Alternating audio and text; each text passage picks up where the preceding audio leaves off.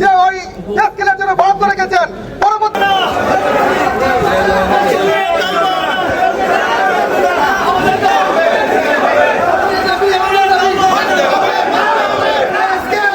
আপনারা অবশ্যই অবগত আছেন, আমরা প্রায় এই সরকার ক্ষমতায় আসার পর থেকে পে স্কেলের দাবিতে আমরা রাস্তায় আছি। আমাদেরকে বিভিন্ন সময়ে ওনারা আমাদের সমস্যা শুনে কিন্তু সমস্যার কোনো কর্মকাণ্ডায় ওনারা আমাদের মানেনি। এই বাধ্য হয়ে আমরা সকল কর্মচারী ভাইয়েরা এই আন্দোলন দিতে বাধ্য হয়েছি। এই সরকারকে আমরা অত্যন্ত বিনয়ের সাথে বলতে চাই, আমাদেরকে এদেশের শক্ত ভূমিকা নিতে বাধ্য করবেন না।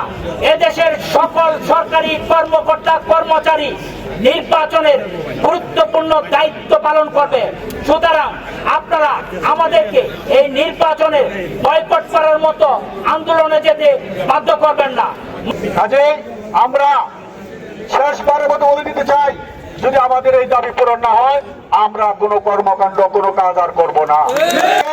আমাদের দিয়ে সকল কাজ করাবেন, আমাদের দাবি দেওয়া মানবেন না, সেটা হতে পারে না। আরেকটা স্লোগান হবে, যমুনা যমুনা আজকে কিন্তু ছাড়বো না।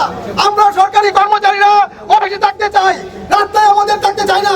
যদি আমরা যমুনায় যাই, 6 তারিখের কর্মসূচি হয়, তাহলে আমরা সকলে সম্মিলিতভাবে থাকবো ইনশাআল্লাহ। আরেকটা কথা বলতে চাই, ভয়কে কিন্তু আমাদের জয় করতে হবে। যদি তুমি ভয় পাও তবে তুমি শেষ। যদি তুমি জিতে যাও তবে তুমি, যদি তুমি রাস্তায় নামো তবে তুমি জিততে পারবে অবশ্যই ইনশাআল্লাহ। আমরা বারবার আমাদের দাবি তাদের কাছে পৌঁছানো এসে তারা কোনো কর্মকাজ করছে না।